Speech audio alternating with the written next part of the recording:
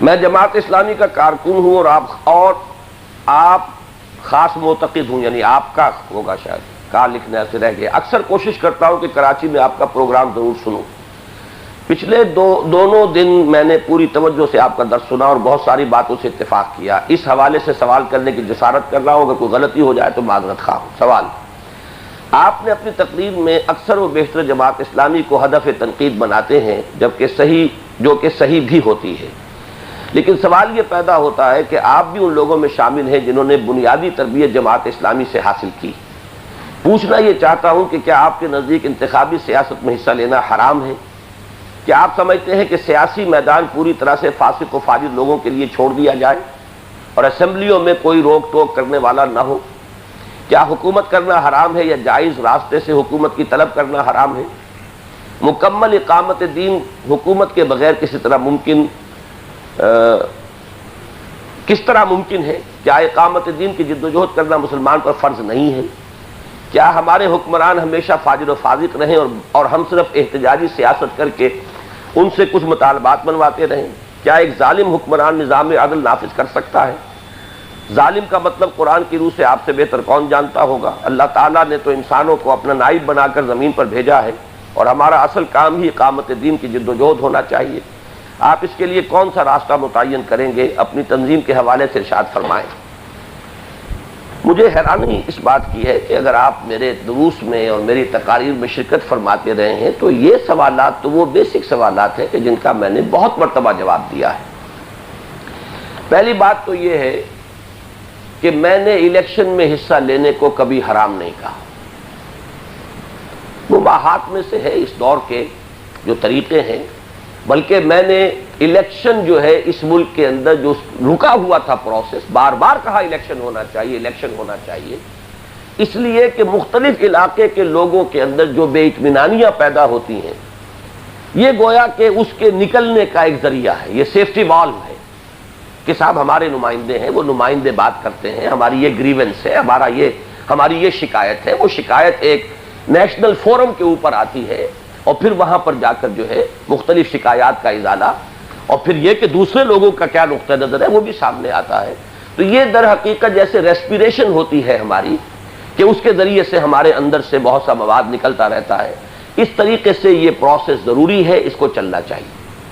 البتہ اقامت دین کی جد و جہد کے لیے یہ راستہ موقوف نہیں ہے، یہ ہے میرا موقف۔ اقامت دین کی جد و جہد فرض ہونا یہ تو ایک ایسی بات ہے کہ جس کو شاید جس قدر شد و مد کے ساتھ میں کہتا ہوں، شاید اب جماعت اسلامی بھی اس شد و مد کے ساتھ اس بات کا تذکرہ نہیں کرتی، اگرچہ میں یہ جانتا ہوں کہ یہ فکر اس کا بنیادی ہے کہ اقامت دین کی جد و جہد کرنا مسلمان پر فرض ہے۔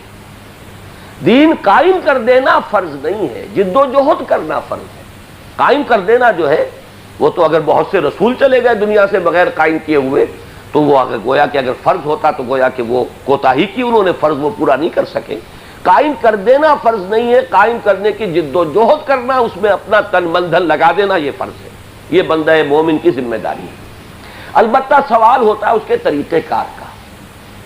جماعت اسلامی بھی ایک دور میں الیکشن ہو رہے تھے، اس میں حصہ اس نے نہیں لیا، اس وقت بھی الیکشن حرام نہیں تھا۔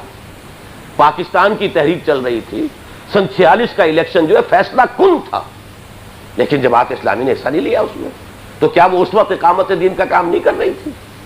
سوال تو پروسیس کا ہے کہ کس وقت کیا کام کرنے کا ہے۔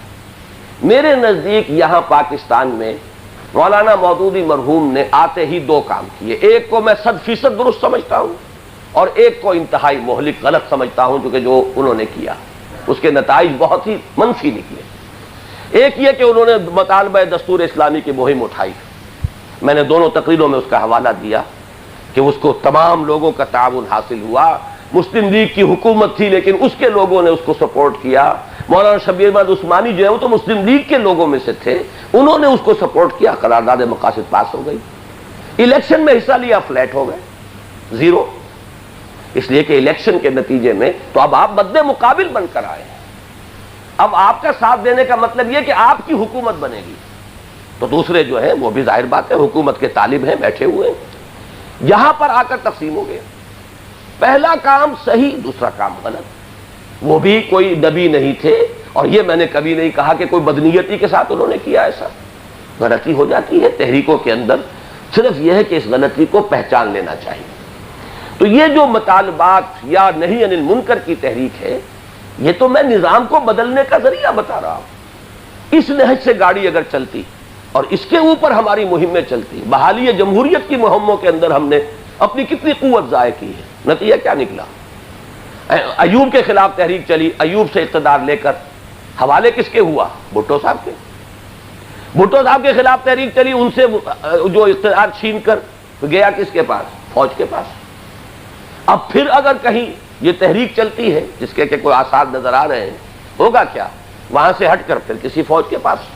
باقی کوئی اور قوت تو یہاں پر ایسی طاقت والی منظم موجود نہیں ہے. آپس کے اندر جب الیکشن ہوگا پھر آپس میں لڑیں گے. یہ صورتحال ہے. اس میں وقت کو ضائع کیے چلے جانے کا حاصل کچھ نہیں ہے، بلکہ یہ ہے کہ اپنے طریقہ کار پر نظر ثانی کرنے کی صرف دعوت میں دیتا ہوں.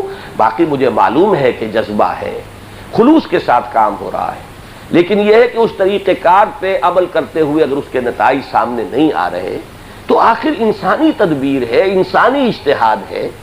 نبی کوئی نہیں ہے اس دور میں. اپنے اس طرز عمل پر نظر ثانی کرنا چاہیے. صرف اس کی دعوت ہے جو میں دیتا ہوں.